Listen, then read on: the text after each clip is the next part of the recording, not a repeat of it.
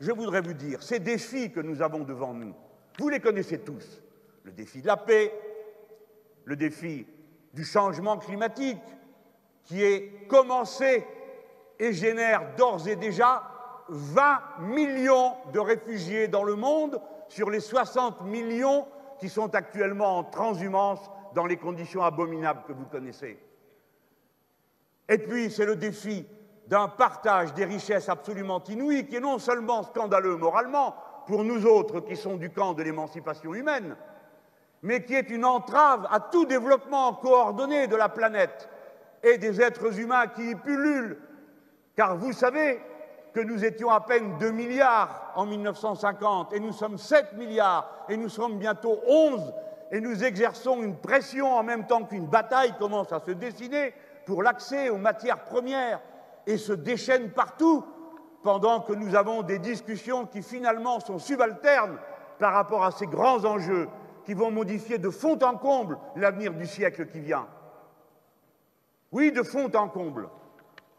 Il faut y penser en regardant le fait que ce que nous avons connu jusqu'à présent va se transporter sur d'autres fronts, sur de nouvelles frontières. La civilisation humaine n'est pas seulement menacée, elle dispose des moyens de surpasser la crise dans laquelle elle est entrée du fait du dérèglement climatique et des autres aspects qui concernent l'écosystème humain, uniquement déréglés par la cupidité, la volonté de s'approprier sans cesse, tout partout, vous le savez comme moi. Eh bien, regardez que cette bataille pour l'appropriation, l'égoïsme, s'est projetée sur de nouvelles frontières. Et l'histoire va vite. La civilisation humaine est en proie à un phénomène que l'on appelle l'accélération de l'histoire. Mais nous en avons tous plus ou moins conscience. Je vous demande de rentrer en vous-même et d'essayer d'évoquer les changements qui sont intervenus dans votre vie, dont vous n'auriez pas eu idée lorsque vous étiez enfant.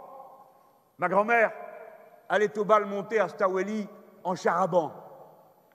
Elle a été rapatriée en France dans un avion Caravelle. Elle a pu lire dans le journal que Yuri Gagarin était le premier homme qui avait franchi la frontière de l'espace. Quant à moi, j'ai fait le voyage Paris, ce n'est pas très écologique, mais à l'époque, pour aller à la première COP, numéro 1, j'ai fait le voyage en 4 heures, en 3 heures, de Paris à Rio de Janeiro, dans le Concorde du président Mitterrand. Et j'ai vu partir de Baïkonour le premier cosmonaute français, Jean-Loup Chrétien. L'histoire s'accélère. J'ai écrit un livre dans lequel je disais « Les hommes, les femmes, la civilisation humaine va entrer en mer ». Elle y est. J'ai dit, comme toujours dans l'histoire des êtres humains, nous nous assemblons au bord de la frontière et nous la passons. Eh bien, c'est ce qui est en train de se passer au bord de la mer. Et dès lors commence tout de suite une bataille. Et c'est de même avec l'espace. Non, ces questions ne sont pas loin de vous.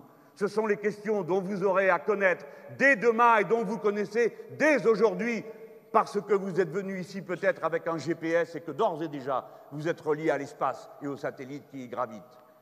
Et puis il s'est produit quelque chose d'encore plus incroyable. D'habitude, on découvrait des continents et on y prenait pied. De quelle manière? Je ne le rappelle pas. Mais on y prenait pied. Cette fois-ci, c'est un continent qui prend pied avec nous, en nous, qui formule, qui reformate nos goûts, nos humeurs, nos désirs. C'est le continent du numérique. Ces frontières-là, les voici. Elles mettent des enjeux considérables dans lesquels est en cause notre liberté, dans lequel est en cause notre possibilité de partager entre nous réellement tous les bonheurs qui sont possibles d'être partagés et les richesses qu'il est possible de produire. Oui, ces nouvelles frontières de l'humanité, elles font partie de la campagne présidentielle. La France n'est jamais si grande que quand elle se pense comme une composante de l'humanité universelle. Nous ne sommes pas là pour faire des cocoricots sur nos ergots, nous sommes là pour nous penser avec notre niveau de culture, d'éducation, de préparation, notre incroyable richesse accumulée grâce à nos anciens. Nous sommes là pour répondre de nos devoirs devant l'humanité universelle, non pas seulement comme Français, mais en se pensant comme êtres humains.